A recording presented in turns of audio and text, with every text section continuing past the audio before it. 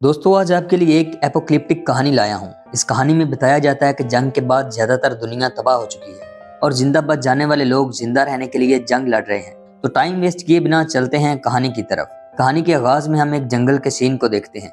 इस जंगल में हरियाली कहीं भी नजर नहीं आती। इस जंगल में एक शख्स शिकार के लिए तैयार बैठा है। ये अपने तीर कमान से बिल्ली का शिकार करता है और इसके बाद एक रेगिस्तान वाले इलाके में चल पड़ता है। दुनिया की ज्यादातर आबादी खत्म हो चुकी है और हर तरफ एक सन्नाटा छाया हुआ है। इस शख्स का नाम इली है और ये अपने शिकार को लेकर एक पुराने से घर में जाता है जहाँ इसे एक लटकती हुई लाश मिलती है। ये इसके जूते उतारता है और खुद पहन लेता है। रात हो चुकी है और इली शिकार की हुई बिल्ली को भूनकर मजे से खाता है और कानों में हैंड फ्री लगाकर म्यूजिक सुनता है। इसके बाद इली एक किताब निकालता है और सुबह होने तक इसे पढ़ता है। थोड़ी देर सोने के बाद इली यहाँ से निकलता है और एक वीरान जगह में दिखाई देता है। यहाँ एक औरत होती है जो मदद के लिए पुकार रही होती है। इतने में इली भी इसके नजदीक आ जाता है।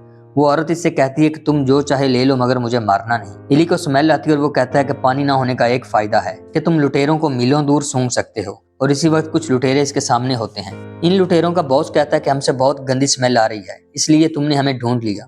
इसके बाद ये इली से कहते हैं कि अपना बैग नीचे रखो और सामान बाहर निकालो, लेकिन इली इनकार कर देता है। जब ये लुटेरे बाज नहीं आते तो इली अपने खंजर से इनके बॉस का हाथ काट देता है। इसके बाद इनके बीच लड़ाई होती है और इली इन सबको मार देता है। इसके बाद वो इस औरत के पास आता है और इससे पूछता है कि तुम्हारा पानी कहाँ है। वो उसे बताती है कि थैले में है। जब इली पानी को सूंघता है तो वो खराब होता है और वो इस पानी को यहीं फेंक कर आगे की तरफ चल पड़ता है। हर तरफ वीराना ही वीराना नजर आता है। सड़कें और पुल पूरी तरह से तबाह हो चुके हैं। इली जब वेस्ट की तरफ जा रहा होता है तो वो एक आदमी और औरत को जाते देखता है और इसी दौरान उनके पास कुछ डकैत बाइक्स पर आ जाते हैं। वो इस आदमी को गोली मार देते हैं और इस औरत के साथ जबरदस्ती करने लगते हैं। इली ऊपर से ये सब देख रहा होता है। वो खुद से कहता है कि अपनी राह पर रहो, तुम्हारा इसे कुछ लेना देना नहीं है। इतने में ये डकैत यहाँ से चले जाते हैं और इली भी अपनी मंजिल की तरफ बढ़ता है। दोस्तों इसके बाद हम इली को एक टाउन में जाते देखते हैं। यहाँ हर आदमी इली को देखकर हैरान होता है क्योंकि वो यहाँ का रहने वाला नहीं है। इली एक इलेक्ट्रिशियन की दुकान में जाता है तो वो इलेक्ट्रिशियन अपनी बंदूक निकाल लेता है और इली से कहता है कि मैं तुम्हें नहीं जानता। इली आगे से कहता है कि मैं यहाँ का रहने वाला नहीं हूँ, मैं तो बस काम की गरज से आया हूँ। इली एक झटके में उसकी बंदूक छीन लेता है और यकीन दिलाने के लिए वापस भी कर देता है। इली कहता है कि मैं मांस खाने वालों में से नहीं हूँ। इसके बाद इली से अपनी बैटरी निकाल कर देता है जिस पर वो म्यूजिक सुनता है। वो इस इलेक्ट्रिशियन से कहता है क्या तुम इसे चार्ज कर सकते हो। वो इली से कहता है कि मैं इसे चार्ज कर सकता हूँ लेकिन तुम्हें पैसे देने होंगे। इली पैसों की जगह उसे एक कीमती लाइटर निकाल कर देता है। इलेक्ट्रिशियन इली से कहता है कि क्या तुम्हारे पास बच्चों के खिलौने हैं। वो कहता है नहीं मेरे पास खिलौने तो नहीं, मगर वो उसे कुछ कीमती पैकेट्स निकाल कर देता है। इलेक्ट्रिशियन इली से कहता है कि अब मैं इसे तुम्हारे लिए चार्ज कर सकता हूँ। वो कहता है कि इसे चार्ज होने में कुछ वक्त लग सकता है, तब तक तुम सड़क के उस पार जाकर मजे ले सकते हो। मगर इली कहता है कि मैं यहीं ठीक हूँ। इसके बाद हम यहाँ उन बाइकर्स को देखते हैं जिन्होंने रास्ते में उस आदमी और औरत को मारा था। दोस्तों इसके बाद सीन बदलता है और हम इस टाउन के मालिक कार्नेगी को किताब पढ़ते देखते हैं। इसके पास एक आदमी आता है और कहता है कि तुमसे मिलने के लिए वो लफंगे आए हैं। कार्नेगी कहता है क्या वो किताबें लाए हैं। वो आगे से कहता है कि हाँ, पूरा बैग भर के। तो कार्नेगी अपने आदमी से कहता है उन्हें जल्दी से अंदर बुलाओ। ये डकैत कार्नेगी के सामने किताबों से भरा एक बैग उलट देता है और कहता है कि तुम्हें जो किताब चाहिए ले लो। कार्नेगी इनसे कहता है कि जो किताब मुझे चाहिए वो इनमें से नहीं। इसके बाद वो डकैत कार्नेगी को एक छोटा सा शैम्पू निकाल कर देते हैं तो कार्नेगी खुश हो जाता है और इनसे कहता है कि जाओ मेरी तरफ से जी भर के पियो और इसके बाद किताब ढूंढने निकलो। इसके बाद सीन चेंज होता है और हम इली को देखते हैं। वो इलेक्ट्रिशियन से पूछता है क्या सड़क के पार पानी मिलेगा। तो वो कहता है हाँ मिल सकता है अगर तुम पैसे दे सकते हो तो। यहाँ हम कार्नेगी को देखते हैं जो अपनी गर्लफ्रेंड को तोहफे के तौर पर शैम्पू देता है और कहता है कि शायद ये दुनिया का आखिरी शैम्पू है और ये आज से तुम्हारा है। दोस्तों इसके बाद हम इली को सड़क के पार एक क्लब में देखते हैं। वो डकैत भी यही होते हैं। इली काउंटर पे खड़े आदमी से कहता है कि मुझे पानी चाहिए। वो आगे से कहता है कि मुफ्त में नहीं मिलेगा। तो इली उसे एक कपड़ा निकाल के देता है। वो कहता है इसमें तुम्हें आधी बोतल ही मिल सकती है। इली अपने बैग से ग्लव्स निकाल के काउंटर पर रखता है तो वो आदमी उस लड़की से कहता है कि बोतल को भर के लाओ। काउंटर पर एक बिल्ली होती है जो इली को तंग करती है। इली उसे पीछे धकेल देता है। इसी दौरान पीछे से उन डकैतों का बॉस आता है और वो इली से कहता है कि वो बिल्ली मेरी थी और तुमने उसे धक्का दिया। इली कहता है मैंने उसे सिर्फ भगाया है, धक्का नहीं दिया। मगर वो डकैत बाज नहीं आता। इली उसे कहता है कि मैं कोई झगड़ा नहीं चाहता, मगर वो फिर भी बाज नहीं आता। लेकिन इली उसे एकदम से पकड़कर काउंटर पे दे मारता है और उसे कहता है कि मैं तुम्हारे बारे में सब कुछ जानता हूँ, बेहतर यही है कि तुम शांति से रहो। इली जब यहाँ से निकलने लगता है तो बाकी डकैत उसे घेर लेते हैं। इली अपने बैग से खंजर निकालता है और इन सबको मौत की नींद सुला देता है। इतने में पीछे से सुलारा नामी लड़की इली को रुकने का कहती है और उसे उसका पानी देती है। इसी दौरान कार्नेगी और उसके आदमी ऊपर से आ जाते हैं। वो इली को एक खास कमरे में ले जाते हैं और कार्नेगी इली से पूछता है तुम कौन हो। तो इली कहता है मैं कोई भी नहीं हूँ। तो कार्नेगी कहता है तुम मुझसे झूठ बोल रहे हो। कार्नेगी इली से पूछता है क्या तुम पढ़ते हो? वो आगे से जवाब देता है हाँ, हर रोज। इली कार्नेगी से बोलता है कि तुम्हें मुझसे क्या चाहिए? कार्नेगी कहता है कि ये एक छोटा सा इलाका है और मैं इसे फैलाना चाहता हूँ और मुझे इसमें तुम्हारी मदद की जरूरत है। लेकिन इली इससे कहता है कि मुझे इसमें कोई दिलचस्पी नहीं। कार्नेगी कहता है कि मेरे लिए काम करो, तुम्हें हर चीज मिलेगी, यहाँ तक कि साफ पानी भी। इली कहता है कि मुझे कहीं पहुंचना है। कार्नेगी पूछता है कि तुम कहाँ जाना चाहते हो? इस पे इली कहता है कि मैं वेस्ट की तरफ जा रहा हूँ। तो कार्नेगी कहता है कि वेस्ट में कुछ नहीं रखा, तुम बस आज की रात यहाँ ठहर जाओ और हमारी मेहमान नवाजी का मजा लो। इली को एक कमरा दिया जाता है और इसके बाद हम देखते हैं कि यहाँ कार्नेगी की गर्लफ्रेंड इली के लिए खाना और पानी लाती है। वो अंधी होती है और इली से कहती है कि इसे मेरे हाथ से ले लो। इसके बाद सीन बदलता है और हम कार्नेगी की गर्लफ्रेंड को इससे बात करते देखते हैं।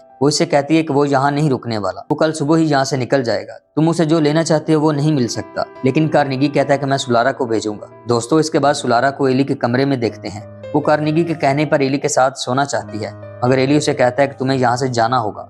सुलारा उसे कहती है कि मैं नहीं जा सकती, अगर चली गई तो कार्नेगी मेरी माँ को मार डालेगा, इसलिए तुम मुझे सुबह तक यहाँ रहने दो, मैं तुम्हें बिल्कुल तंग नहीं करूंगी और जमीन पर सो जाऊंगी। इली सुलारा की बात मान लेता और ये दोनों एक दूसरे से बातचीत करने लगते हैं। सुलारा की नजर बिस्तर के नीचे पड़ी इली की किताब पर पड़ती है। वो इसे देखने ही लगती है तो इली फौरन से किताब को उठा लेता है। सुलारा कहती है कि मैं इस किताब को देखना चाहती हूँ, मगर इली कहता है कि बिल्कुल नहीं, क्योंकि मेरे अलावा इसे कोई हाथ भी नहीं लगा सकता। इसके बाद इली सुलारा से कहता है तुम लोग पानी कहाँ से लाते हो? तो सुलारा कहती है जैसे तुम किताब के बारे में बात नहीं कर सकते, इसी तरह मैं पानी के बारे में बात नहीं कर सकती। इली फिर सुलारा के साथ अपना खाना शेयर करता है। खाने से पहले वो सुलारा का हाथ पकड़ता है और प्रे करने लगता है। तो सुलारा उसे कहती है क्या ये तुम्हारी किताब में लिखा हुआ है? तो इली उसे खामोश रहने को कहता है। दोस्तों, इसके बाद सुबह होती है और हम सुलारा को अपनी माँ के पास देखते हैं। कार्नेगी भी यहीं होता है और वो सुलारा से पूछता है कि तुम्हारी रात कैसी गुजरी? सुलारा कहती है कि हमने ज्यादा बात नहीं की। सुलारा की माँ उसे खाने को कहती है, लेकिन सुलारा खाने से पहले वही प्रे करती है जो इली ने की थी। कार्नेगी ये अल्फाज सुन के हैरान हो जाता है और सुलारा से कहता है कि तुमने तो कहा था कि हमने ज्यादा बात नहीं की। वो सुलारा से मजीद पूछता है क्या उसने तुम्हें पढ़ के सुनाया, मगर सुलारा खामोश रहती है। कार्नेगी जब सुलारा की माँ पर तशद्दुद करता है तो सुलारा बताती है कि हाँ, वो किताब पढ़ रहा था। कार्नेगी कहता है कि वो किताब किस तरह की थी, उसके ऊपर क्या बना था? तो सुलारा क्रॉस का निशान बनाकर दिखाती है। कार्नेगी फौरन से अपने आदमियों को लेकर उसके कमरे में जाता है, लेकिन इली यहाँ से जा चुका होता है। दूसरी तरफ हम इली को टाउन में इलेक्ट्रिशियन के पास देखते हैं। इली अपनी बैटरी यहाँ से लेकर निकलने लगता है तो कार्नेगी और उसके आदमी इसका रास्ता रोक लेते हैं। कार्नेगी इली से कहता है कि मुझे वो किताब चाहिए, क्योंकि मुझे इसकी ताकत का पता है और इन लोगों के जज्बात को जगाने के लिए जो अल्फाज वो इस किताब के अंदर हैं। कार्नेगी कहता है कि इस किताब को छुपा के रखना गलत है, हमें इसे लोगों के साथ बांटना चाहिए ताकि लोगों को उनके जीने का मकसद मिल सके। क्या तुम ये सब नहीं चाहते? इली कहता है कि मैं अपने दिलो जान से चाहता हूँ। इली कार्नेगी से कहता है कि मैंने हमेशा ये माना है कि मुझे एक दिन ऐसी जगह मिलेगी जहाँ इस किताब का मुकाम होगा और इसकी जरूरत होगी, लेकिन अब तक वो जगह नहीं मिली। इतना कहकर इली जैसे ही यहाँ से निकलने लगता है तो कार्नेगी अपने आदमियों से कहता है कि इसे गोली मार दो। वो इसे गोली मारते हैं, मगर गोली इली को छूती तक नहीं। इतने में इली अपनी पिस्तौल निकालता है और गोलियां चलाने लगता है। इली यहाँ काफी आदमियों को जान से मार देता है और इसी फाइट में कार्नेगी की टांग पर भी गोली लग जाती है। इसके बाद इली यहाँ से निकल जाता है और उसे हम वेस्ट की जानब जाते देखते हैं। सुलारा भी उसका पीछा कर रही होती है। इली उसे वापस जाने को कहता है तो सुलारा उसे कहती है कि मेरी माँ ने मुझसे कहा था कि मैं तुम्हारे साथ ज्यादा सेफ हूँ, लेकिन इली फिर भी नहीं मानता। इसके बाद सुलारा इली से कहती है कि मैं तुम्हें वहां ले जा सकती हूँ जहाँ पानी है। इसके बाद हम इली और सुलारा को एक खुफिया झरने के पास देखते हैं जहाँ साफ पानी होता है। इली अपनी बोतल भरता और यहाँ से निकलने लगते हैं। वो जैसे ही बाहर आते हैं तो इली सुलारा से कहता है कि मैं अपना चश्मा अंदर भूल गया हूँ, क्या तुम ला सकती हो?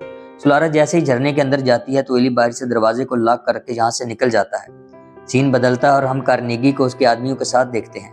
वो इनसे कहता है कि हम उनके पीछे जाएंगे, क्योंकि वो आम किताब नहीं, उस किताब से हम निराश और कमजोर लोगों को अपने वश में कर सकते हैं। अगर हम एक से ज्यादा शहरों पर राज करना चाहते हैं तो हमें वो किताब चाहिए। कार्नेगी का खास आदमी कहता है कि मुझे सुलारा चाहिए और इसके बदले मैं तुम्हारे साथ किताब लेने जाऊंगा। कार्नेगी गाड़ियां भर के अपने आदमियों के साथ इली के पीछे निकल पड़ता है।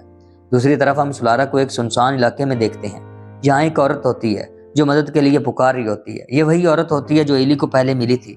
सुलारा जब इसके पास आती है तो पीछे से दो डकैत आ जाते हैं।